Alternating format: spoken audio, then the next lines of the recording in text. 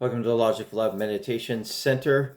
Now, I want to say, what's the value of this? Well, I'll tell you what the value of this is. The value is you're going to hear things from a scriptural vantage point in a way you've never heard them before and likely will never hear them again. That doesn't mean it takes away from the fundamental principles that are in here. It just gives definitely a wider view, because the view of the inner reality, that is what we call the logic of love, this meditation, that inner reality is a much larger view than just the idea of some kind of natural event to where there's a God out there who's going to kick you know what and take names. That's not what we're talking about here. We're talking about an inner transformation that occurs in the heart. Now, sometimes it manifests within a cultural context here as to what that looks like in a cultural context. But that doesn't mean that the kingdom of heaven is some kind of like domain that's being forced on the world. No, there's coming a day where the world will come to those who are so in the light and the love of this logic, that are so in the image and likeness of the Father in love, that the world will not be able to help but to come to them. And the scriptures talk about it as the nations coming up to Mount Zion.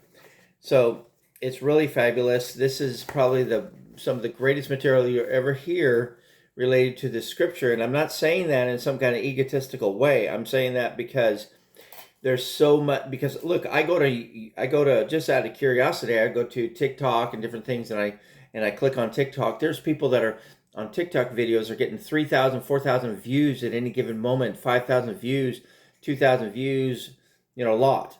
And they're just reading the Bible and making some commentary that you would expect in a sense like that. Very religious context, not to put them down or anything, but the point of it is that there's so much life and love, so much way beyond what we've ever even imagined, asked, or thought. So we're in James chapter 5, recommended reading in Isaiah. I'll put that in the description because I've actually finished Isaiah, so I'm a little bit ahead there.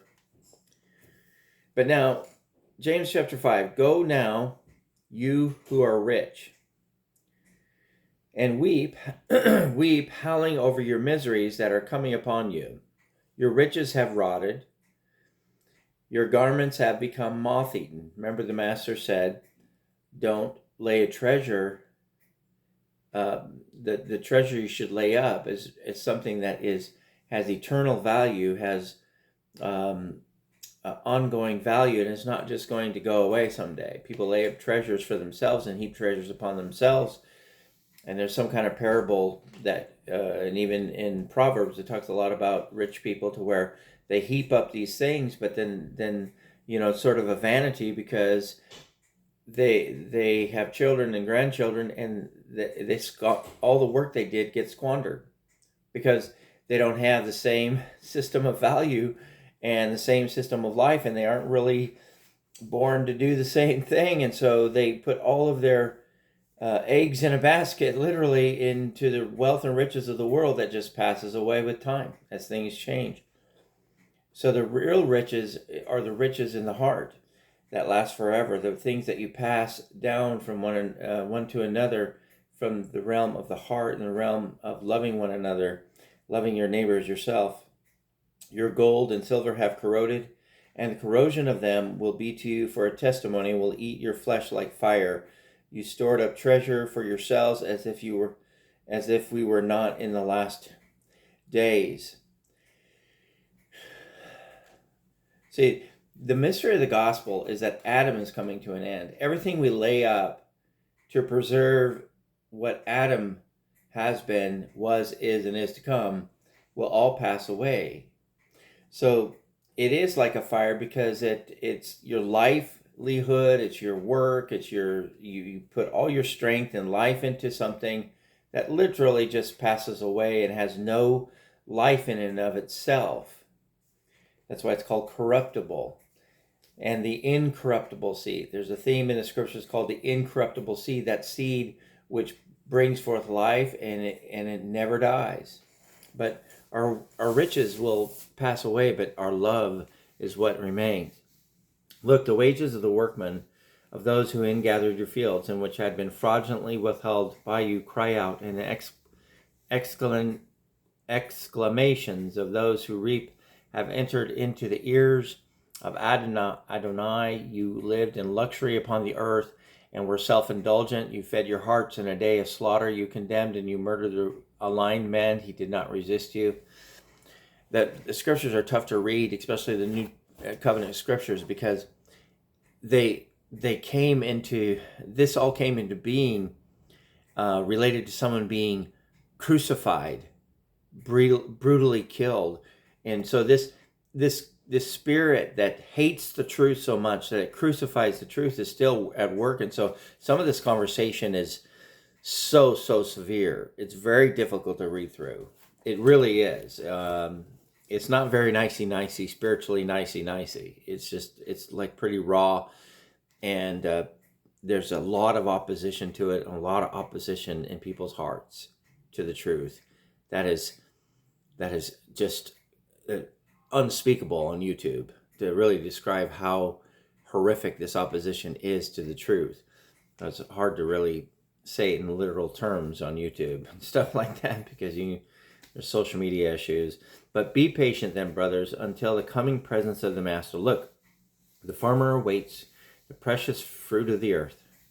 Love, joy, peace, so that's the fruit. Being patient for it until he receives rain. You also be patient, stabilize your hearts, because the coming presence of the Master has drawn near. Excuse me.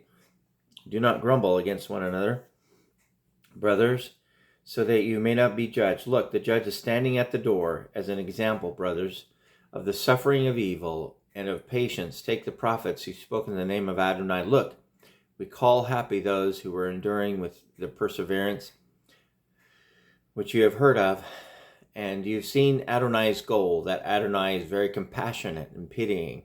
But before all things, my brothers, do not swear, neither by heaven, nor by earth, nor by any under oath, but let your yes be yes, your no be no, so that under discerning you may not fall under the discernment of other things. Does anyone suffer hardship among you? Let him pray. Is anyone of you cheerful? Let him sing melodies of praise. Is anyone confirmed among you? Let him call for those to pray over him, having anointed him with oil in the name of the Master. And the prayer of faith will save the distressed one from his affliction. The Master will raise him up.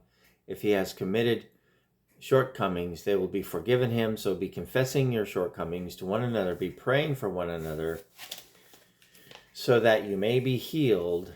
For of great power is prayer of a man who's aligned, working effectively.